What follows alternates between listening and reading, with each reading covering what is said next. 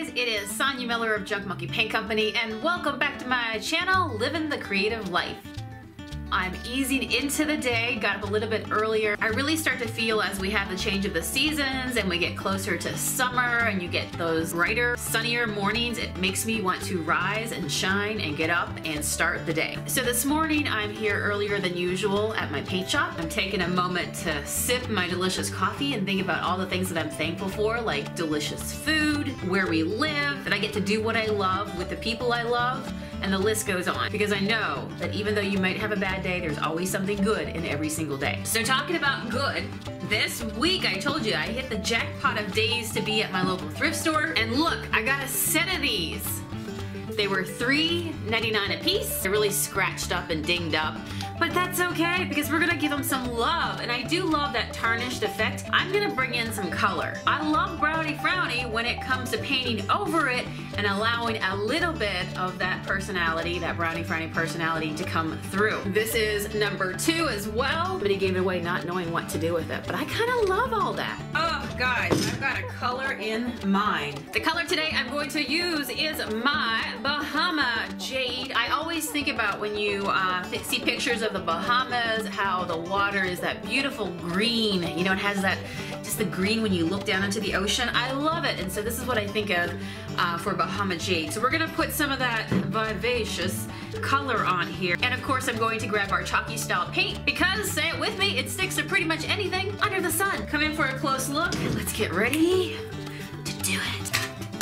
Shabby chip brush. And for today, we're going to dry brush these. So you're gonna see just the power of paint, how easy it is, how it just completely changes it. So when you do the dry brush technique, you do not need a lot of paint on your brush. You immediately get this beautiful antiqued effect. And that is because your brush is hitting the higher points, and those darker points that are inside that makes it look antique, that's just the natural finish of the piece. Already you can see this is gonna be beautiful. And because our paint dries to a flat matte look, this is going to be fabulous.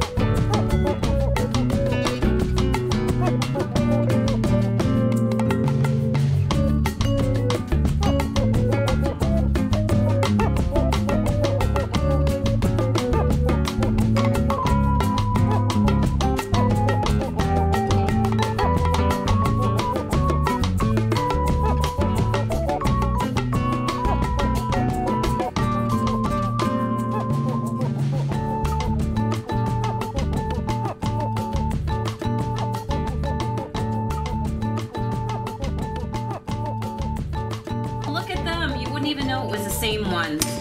This is gonna be gorgeous as a focal point on somebody's wall. Can you imagine 2 beautiful candles in them and it being right above something painted, maybe with, you know, black and Bahama Jade or candy bar brown and Bahama Jade. And that took us like how long to do? No time flat. Now, one of the things you may have noticed is that I did not tape off this beautiful mirror that's in here. Here's my cheat when it comes to this, because I ain't got time, ain't nobody got time to map off, to tape off all these little diamonds that are the glass. Get disinfecting wipes. They're easy to control, they're cheap, keep them in your painter's stash, and then all you have to do is anywhere you have paint that you want to get rid of it, just wipe off those little mirrors and they come beautifully clean, and it's easy peasy.